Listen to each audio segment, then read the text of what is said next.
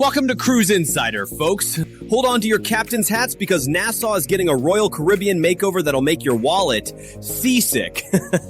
They're building a fancy schmancy destination called the Royal Beach Club just for us cruise addicts.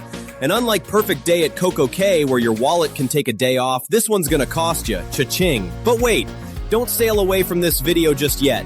We believe it'll be worth every penny and make your vacation safer when visiting the Bahamas. We'll show you exactly why in this video. Let's splash into what's washing ashore in 2025, why it's different than your typical beach day, and whether it's worth emptying your piggy bank for. The Royal Beach Club at Paradise Island is a swanky new 17-acre beach playground built exclusively for Royal Caribbean passengers. It's not a private island, it's not a regular port stop. It's what happens when Royal Caribbean says, "I'll build my own Nassau," with blackjack and swim-up bars. This beach club is sitting pretty right across from Nassau's cruise terminal. So close you could almost swim there, but please don't.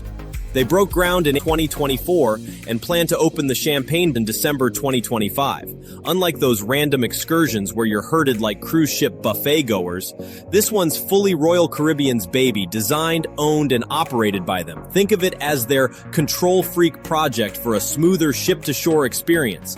So how does this compare to CocoCay? I'm glad you asked. CocoCay is Royal Caribbean's private island playground where your wallet can take a vacation too. Cruisers waddle off the ship, plop onto the beach, doggy paddle in the Oasis Lagoon, and have a blast. All without spending a single doubloon.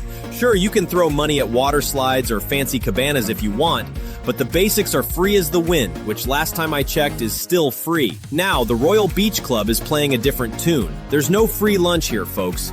You'll need to buy a day pass faster than you can say, "Where did all my cruise money go?" It's basically like paying admission to an exclusive beach party where the cool kids hang. You're forking over cash for fancy vibes, fewer crowds, and the right to humble brag on social media. Here's the damage to your vacation fund.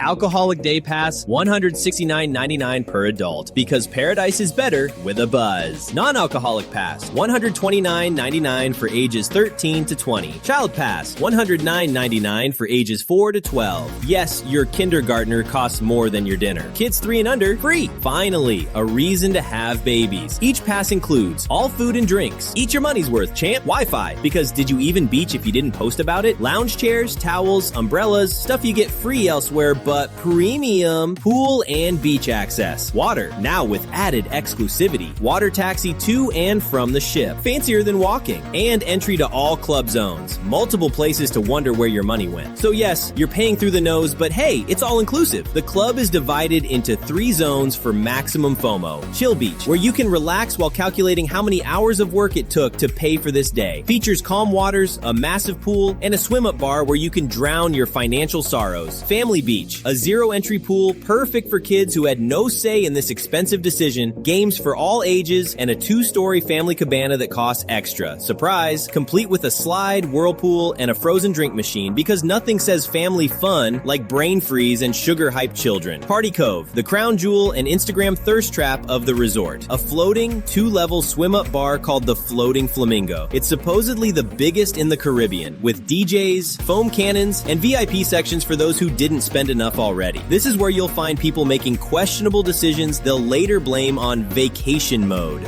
Now, why is Royal Caribbean dropping big bucks on this fancy sand pit? Simple. Nassau has a reputation for being slightly chaotic, and cruise lines like control more than your dad likes the thermostat. By building their own club, they're creating a bubble where your only worry is whether to order a pina colada or a daiquiri next. They're pulling the same move in Cozumel too. By 2027, a whopping 90% of Royal Caribbean's Caribbean cruises will visit somewhere the company owns or manages. Whether it's CocoCay, Labadee, or this new beach club, it's all part of their "We Own Your Vacation" master plan. Ship to shore. They want you spending money with them.